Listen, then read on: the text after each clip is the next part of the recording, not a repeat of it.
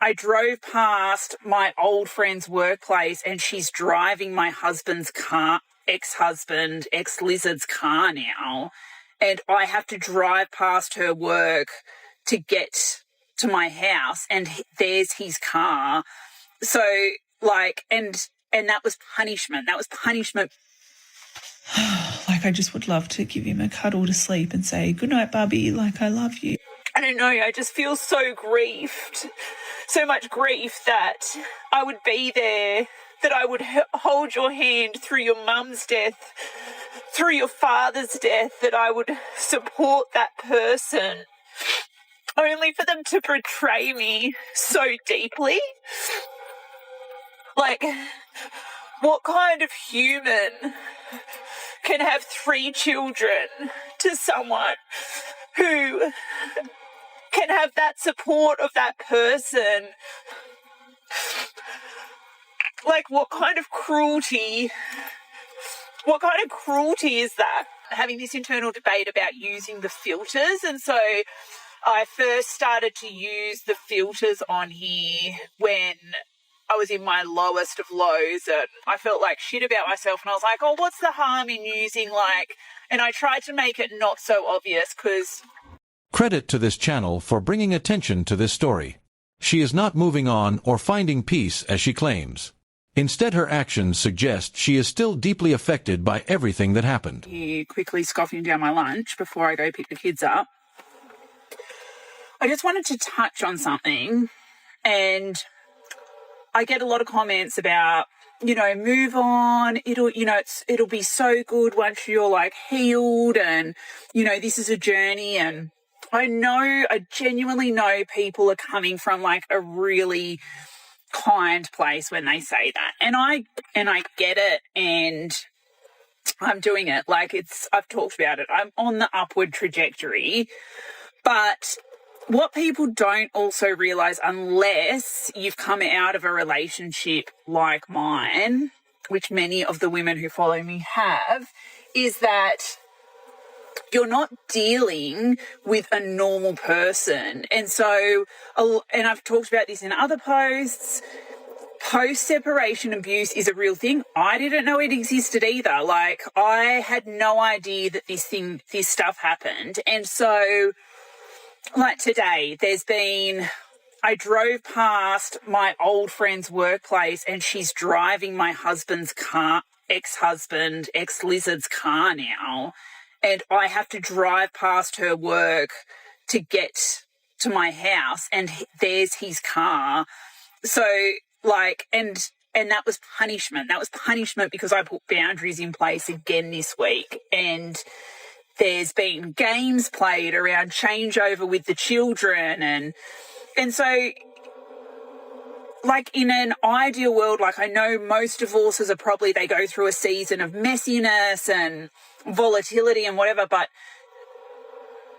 like, I can't just move on. Like, I have to deal with this human. I've done my best to put boundaries in place, to reduce contact, to minimize harm. And, like, that's all I can do is try and reduce harm. But, like, it is ongoing. Like, this person is ongoingly trying to harm and hurt and punish me. And I don't think people realize that when I'm talking. It's like, I'm not just over here living a new life. This person is still like a shark circling me. And again, like, unless you've been through this, and often it's fucking women. It's a gendered issue.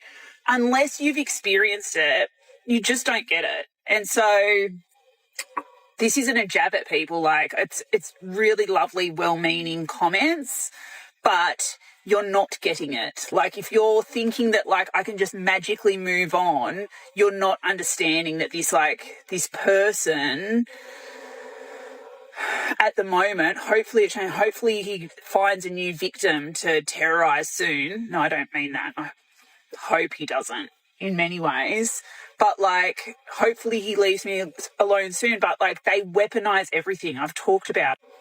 I had to cut off the last clip because I took a mouthful of sushi and it was very undainty. I don't know what I was thinking. Anyway, not dealing with a normal human being, dealing with a highly dysfunctional lizard human. Like, different. Appreciate the comments though. Love the support, but... She started to reveal what she truly felt, but quickly tried to take those words back before finishing her sentence. That brief moment spoke louder than the explanation that followed. She chose to leave the marriage on her own, and no one forced that decision. Yet, as she looked back on everything that happened, she began presenting herself as if she had no control over the outcome. When you've been with someone so long that it, like, permeates your whole existence, like, I was with my lizard pretty much since my early 20s, all my adult years, and so everywhere I go is a memory, you know. We did all these different things in different places, and so being in the eastern suburbs today was where his dad used to live, and I just can't help but be thinking his dad passed away a few years ago in the middle of COVID, and he wasn't allowed to go see his dad because of all the stupid lockdowns, and like he was dying. And so I called the hospital and I fought with them so that he could go and see his dying father. And if I hadn't have fought for that, he wouldn't have got there in time. And it's like, I don't know, I just feel so grieved, so much grief that I would be there, that I would hold your hand through your mum's death, through your father's death, that I would support that person, only for them to betray me so deeply. Like, what kind of human can have 3 children to someone who can have that support of that person? Like, what kind of cruelty is that? There's such a risk when we put ourselves out there on social media that we're going to get comments and feedback from people who don't agree with us, or, you know, like, obviously I share very kind of personal and vulnerable content, and I get comments all the time from people who have had similar experiences but are projecting, you know, their experience of their ex-wife onto me, or, you know, their feelings and emotions about women onto me, and I get these shitty-ass comments from men. I honestly, like, you guys don't see it, but, like, because they're on my thing, unless you're scrolling through my comment sections, but it happens all the time. I also get heaps of DMs from, oh my God, my hair is just all over the shop. I've just woken up. DMs from men asking me to marry them, or giving me their life story, or like giving me their advice. And so, like, I got a charming one today, and I'm sure he's probably watching. Hey, how you going, mate? About like how I need to take responsibility as well. And I have been a single mummy for pretty much 10 years. Like, my eldest is about to turn 10. And while I only separated a year ago, like, the reality is my husband worked away. I was doing it on my own. Like, people in my town knew me as a single mum. And so, like, I was used to going away. Like, people were like, oh my gosh, you took 3 kids to the Gold Coast on your own. It was easy. Like, my kids are amazing. They're good kids, and I'm really used to it. There are moments in time, though, when there's this sense as a woman, and you will never get this as a man. This is where I'm kind of getting to with this.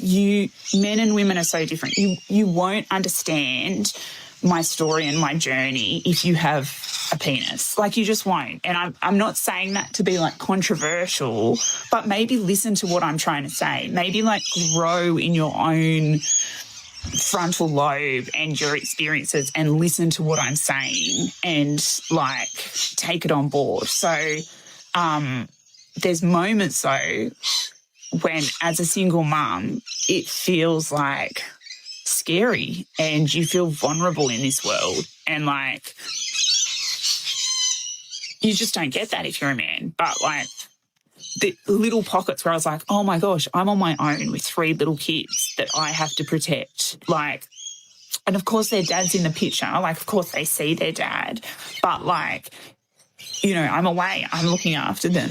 Like, they're my responsibility. And so when people like say like, oh, you know, you could take responsibility, you need to take responsibility for your part in the demise of the marriage, I would normally have agreed as well. Like, if I hadn't have gone through such an awful marriage where someone like manipulated me, hid money, like, I would have used to have said the same thing. I would have said there's 2 sides to every story. Like, she probably played a little part, but like, unless you're a female, and this is why, like, I talk about what I've gone through. Like, you just don't understand it as a male. Like, you don't understand what it's like to have, like, even have, like, had kids and to bond with those kids and then, like, be on maternity leave and, like, not want to leave those kids to go back to work. And your husband says, I'll take care of you, and then, like, financially manipulates you, and you just don't get it. Like, you just don't get it as a man. And, like, so either, like, you can be sensitive and go, oh, yeah, there's probably stuff I don't get as a man, and there's, like, stuff she won't understand as a female, and you can soften to that, or you can be a jerk. Like, DV is predominantly perpetrated against women, and it's because of the way society's set up, you know, and it's like, that's just the reality. That's the reality of the fact that, like, women bear children. And so obviously, sorry, I'm touching my hair all the time. It's the reality. And so it's not that, like, it's not that women want to play the victim or far out. This is so annoying. I should definitely, like, do my hair and makeup when I get up before I do a TikTok. It's not that, like, I'm being controversial. It's not that women play the victim. It's the reality of the way society is still set up. Anyway, that went really deep. And all that to say, I hate men. Just joking. She welcomed messages that matched what she wanted to hear, but reacted very differently when someone challenged her to take responsibility for her own choices. She also admitted that she had been raising her 3 children on her own for many years, even before the divorce. That makes this story raise an important point about how people sometimes look back on the past and present their decisions in a different way. In the end, she was not the one who was left behind because she was the one who chose to end the marriage. My middle son's 8th birthday today, and it's the first year I've woken up without him. On his birthday, on the day that I birthed him, it's the first time I've woken up on any of the kids' birthdays without them. And I'm picking him up soon. We've got changeover at midday, but it's just, like, so hard to have, like, birthed this little boy and have shared all these birthdays where you wake up with them, and then this is the first time I haven't. Oh, man. Their birthdays are hard, hey? I think, like, this is the first year round, so it's obviously got a bit more of a sting to it, but man, their birthdays are hard, hey? So it's my firstborn son's 10th birthday today, and, like, unlike the last birthday, I woke up with him obviously this time and spent the morning with him and whatever before I dropped him off to his dad. And I don't know, like, it's just hard. Like, you don't have babies to think that, like, you're not going to spend these like milestones with them. So, you know, it's obviously nice that we both get to spend the day with him, and, you know, it's special for him that he gets to see both of us. But like, I just would love to give him a cuddle to sleep and say, good night, Bubby. Like, I love you. Happy 10th birthday. It's just, yeah. It still stings. This was one of the few moments where she openly admitted the emotional cost of the decision she made, including missing important moments with her child. Throughout the story, she repeatedly placed the blame on others, but in the end she also revealed how difficult it had become to find peace with the outcome. The story raises a larger question about whether holding on to the past makes it harder to truly move forward. In the end, her former husband continued building a new life while she remained focused on what had already ended. Stay sharp and let us know your thoughts in the comments.